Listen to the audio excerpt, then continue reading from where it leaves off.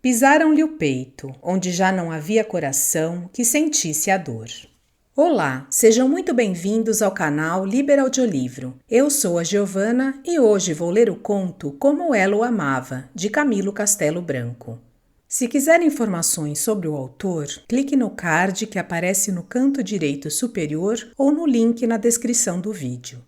Se você gostar deste conteúdo, por favor, dê um like, compartilhe com quem gosta de literatura, comente os vídeos e se inscreva no canal. Se quiser incentivar este projeto, contribua de uma das formas indicadas na descrição deste vídeo. Obrigada! Vamos à leitura.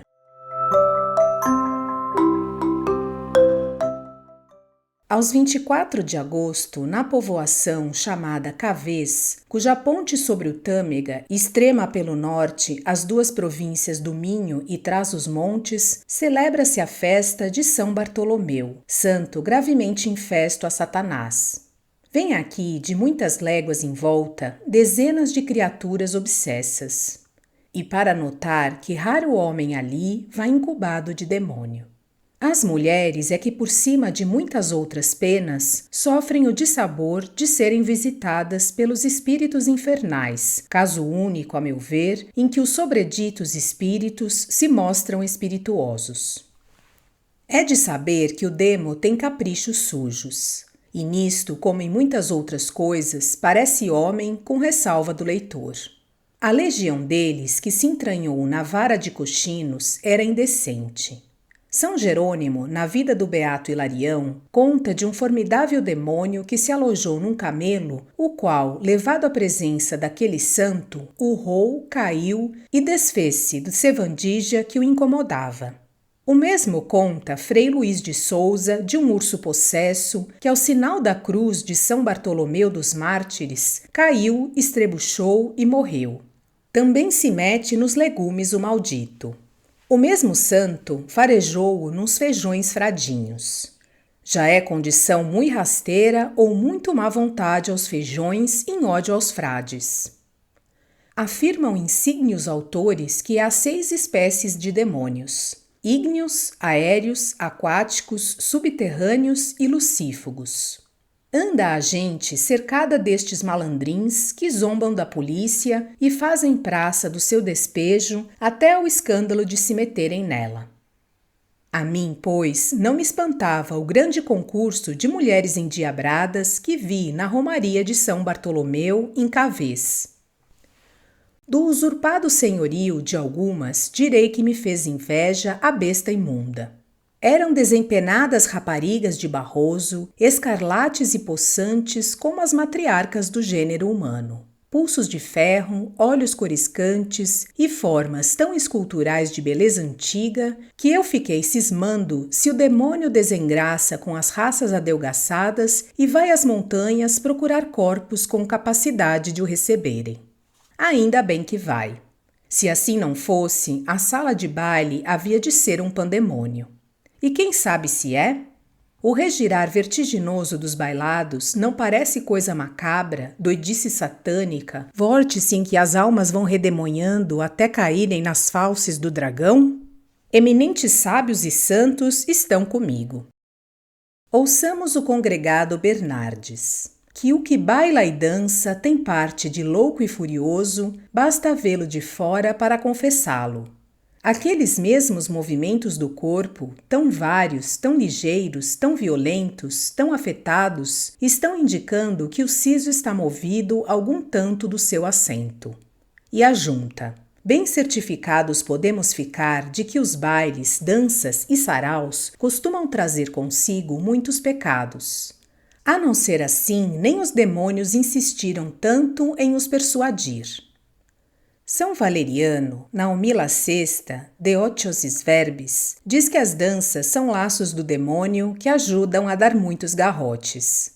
E o Salmo 139, quando diz Caput circuitus eorum, quer dizer que o diabo é o cabeça das reviravoltas de um baile. Logo, os bailados são diabruras. Mas enfiando outra vez o conto, gentis mocetonas eram aquelas energúmenas que eu vi na igreja de Cavés em 1842. A que anos isto vai? Naquele tempo, até as mulheres com espírito ruim me pareciam boas. Voltei lá no ano seguinte, armado de figas que espantam maus ares e nômenas e amuletos refratários ao demônio. Na aldeia, onde eu então estudava latim, correu a nova de se terem desafiado para a romagem de São Bartolomeu os valentes de 2 concelhos inimigos, desde muito enrixados e aprazados para ali. Um morgado, meu vizinho, de nome José Pacheco de Andrade, filho do antigo capitão Mor de Basto, Serafim dos Anjos Pacheco de Andrade, 8 dias antes, mandara demolhar em Poças um braçado de paus de carvalho com o fim de lhes dar elastério e cingirem-se melhor com as costas das vítimas.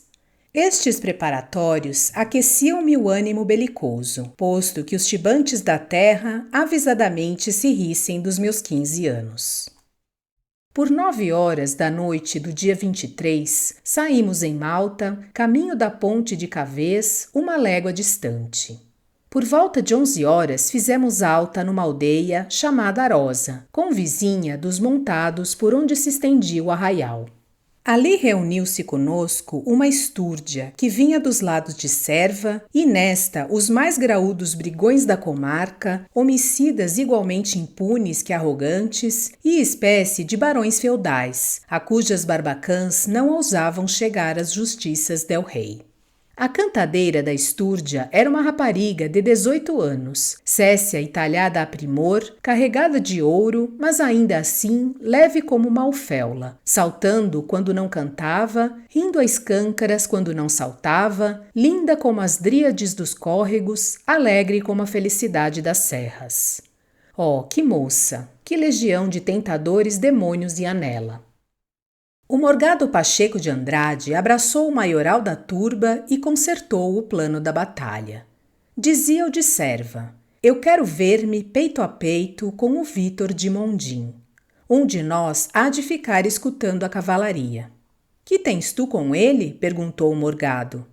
Tenho que ele conversou 2 anos com a Isabelinha do Reguengo. Depois ela deixou a minha conta e voltou-se para mim. E vai ele, na feira de São Miguel, caiu sobre mim e mais 20 dos meus.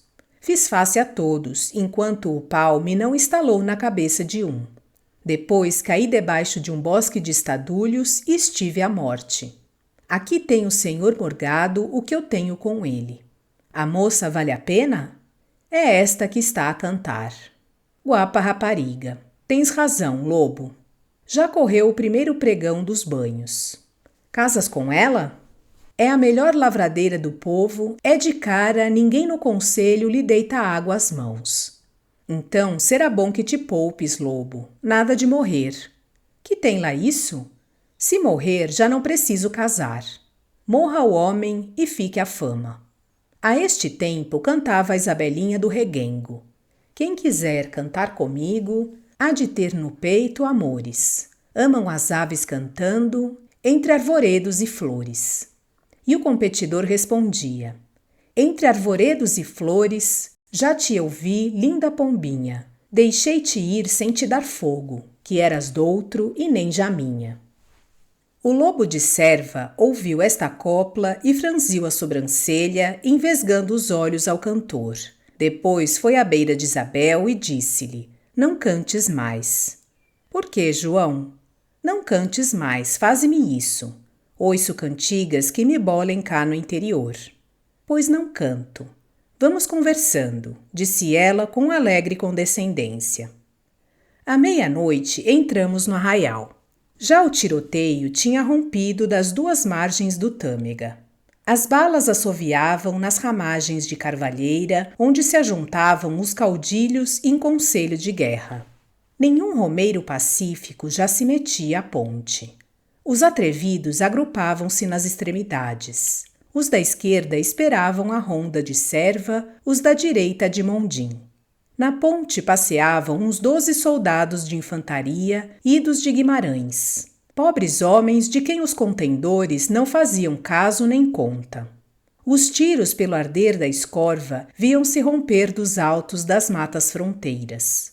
A tropa estacionara na ponte, encarregada de evitar o choque das duas rondas inimigas.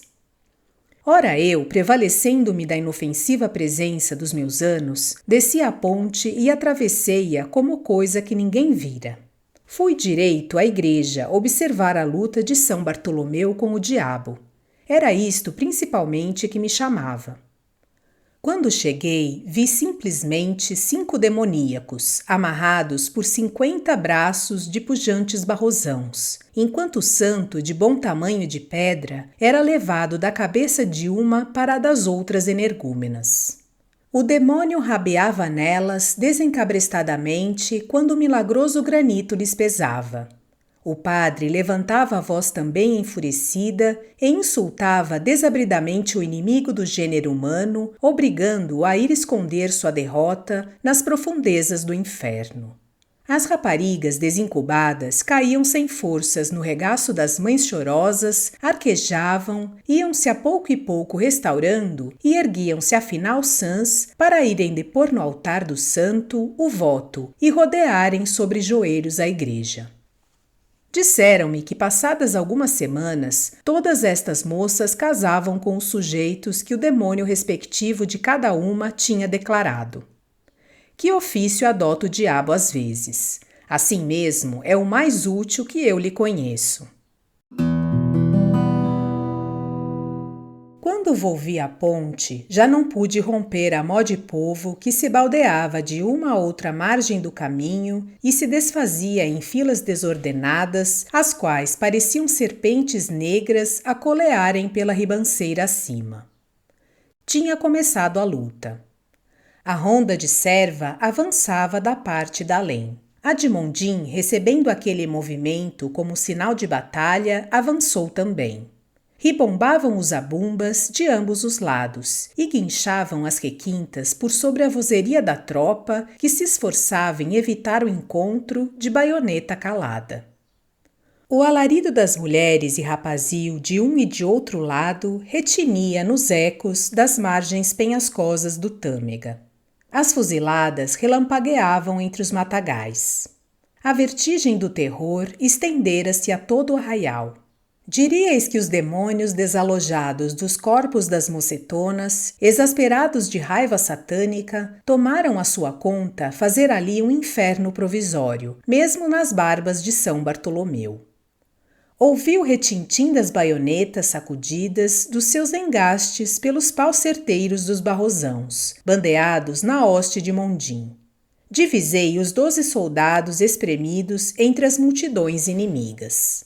De repente, os de serva fizeram pé atrás. Os de Mondim também, e por momentos reinou um silêncio que devia ser como a serenidade de um céu torvo de borrascas na intercadência de 2 raios. Que suspensão fora aquela? Cingi-me com a guarda da ponte e cheguei ao meio. Avizinhei-me do primeiro grupo dos Dalém e ouvi dizer que no afogo da briga Isabel do Reguengo se lançara entre as vanguardas dos combatentes e bradara: "Matem-me primeiro a mim", e dito isto, cruzara os braços.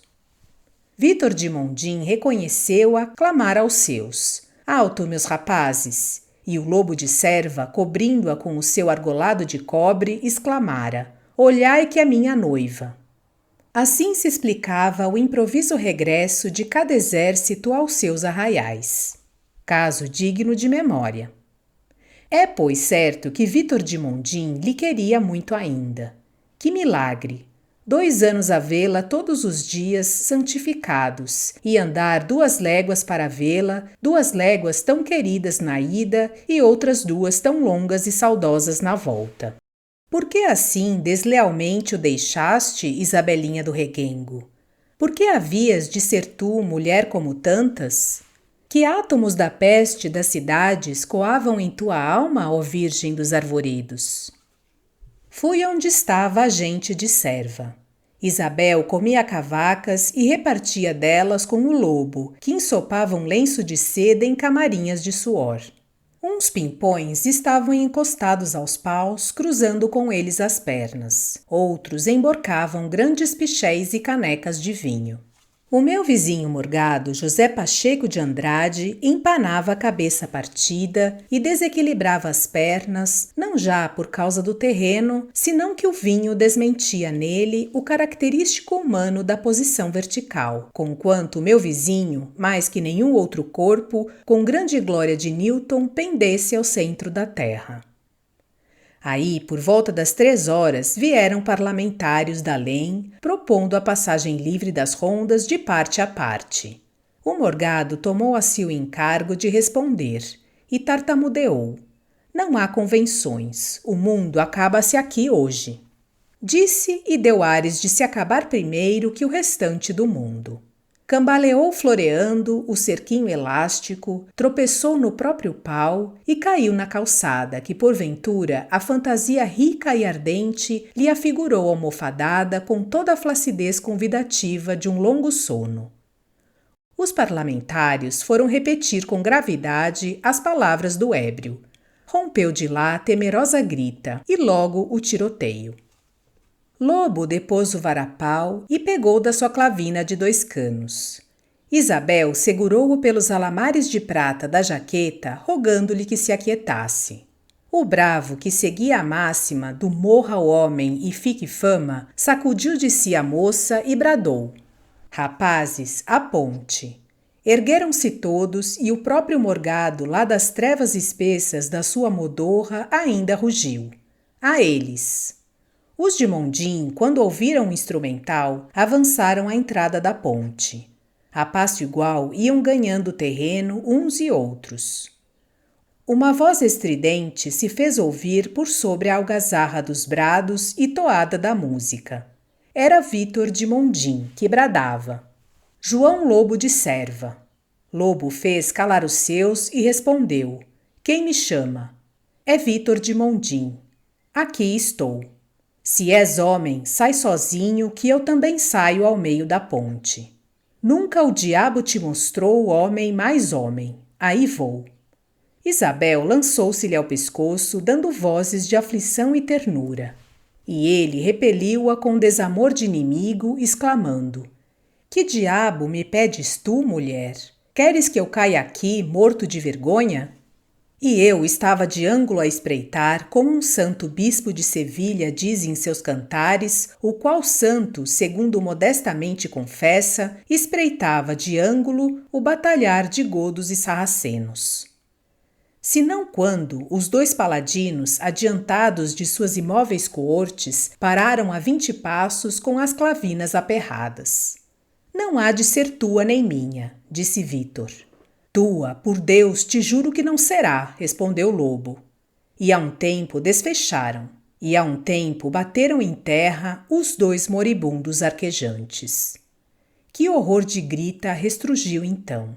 Que frenesi despedaçarem-se conglobou em feroz abraço os 2 campos.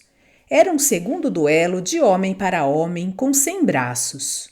Os de Mondim levantaram o cadáver de Vítor e defenderam-no. Os de Serva, cegos de furial vingança, não viram que os outros remessavam ao tâmega o cadáver de João Lobo. Isabel tinha caído como fulminada pelo relâmpago das escorvas. Passaram por cima dela os seus parentes e amigos a vingarem-lhe o noivo. Pisaram-lhe o peito onde já não havia coração que sentisse a dor.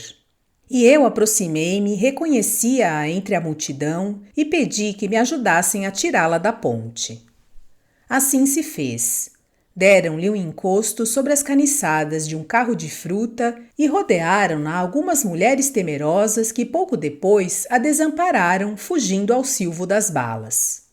Eu tinha ido ao longo da ponte, na aberta em que os de Mondim retiravam a segurarem da represália o cadáver do seu chefe. Quando voltei ao nascer do sol, fui às caniçadas e não vi Isabel. Perguntei por ela e disseram-me que tinha fugido como doida. Por ambas as margens do tâmega se alinharam 2 fileiras de homens rebuscando o cadáver de João Lobo. Palmilharam meia légua de caminho fragoso sem o encontrarem. Volveram desanimados, cuidando que o cadáver fora ao fundo e lá encalhara na penedia ou se engastara nas raízes dos salgueiros. Os melhores mergulhadores bateram todas as cavernas conhecidas. Perdidas forças e esperanças, volveram de novo à ira e recobraram alento para se vingarem. Enquanto a raiva os reacende e o arraial fica abandonado às correrias dos valentes e dos ébrios, vamos encontrar Isabel sentada na margem esquerda do Tâmega, sobre uma rocha que se debruça a cavaleiras da corrente. Tem o rosto entre as mãos e os olhos cravados na espuma do jorro de água precipitada em bacia de fragas. Assim está desde que o sol nasceu, o sol ardente de 24 de agosto, que lhe cai a prumo sobre a cabeça. Que espera ali aquela mulher como empedernida pela dor? Que pensam dela uns pastorinhos que da serra fronteira lhe perguntam que faz ali? Não os vê nem ouve.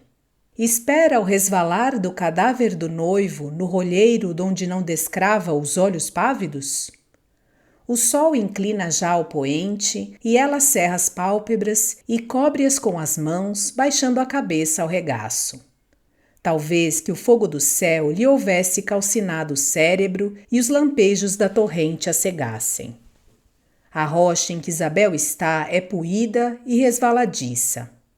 Instantes de desmaio bastarão a despenhá-la. Um ancião que da lenha vira, desde a madrugada até sobre a tarde, vadeou o Tâmega nas poldras, chegou à raiz da rocha e disse: Ó cachopa, que fazes aí? Isabel estremeceu e circungirou os olhos, esfregando-os. Que fazes aí, moça? Tornou o velho. Estou à espera do meu defunto, respondeu Isabel. Do teu defunto? Então ele vem pelo rio? Querem vocês ver que tu eras mulher do lobo de Serva? Eras ou não? Havia de ser, disse Isabel a grandes brados, erguendo-se de golpe, havia de ser, havia de ser. Desce cá para baixo, criatura, que o mal da morte não tem remédio. Vem daí que eu dou-te agasalho e amanhã irá para os teus. Olha que tu malhas ao poço, mulher. Deus te defenda, que morres. Neste momento, Isabel abordara mais a aresta do penedo. O velho, que não podia trepar a rocha escorregadia, gritou pelos pastores da além. A moça pôs as mãos em oração e depois, tapando os olhos, despenhou-se. Antes de baquear-se na refervente cachoeira da bacia, já tinha abolado o crânio num ângulo da rocha. Os pastores esperaram o cadáver num remanso de água e ali o velaram durante a noite, aguardando que a justiça fosse a levantá-lo. Desejo que tenham gostado do conto Como Ela o Amava, de Camilo Castelo Branco. Obrigada por sua companhia e até a próxima!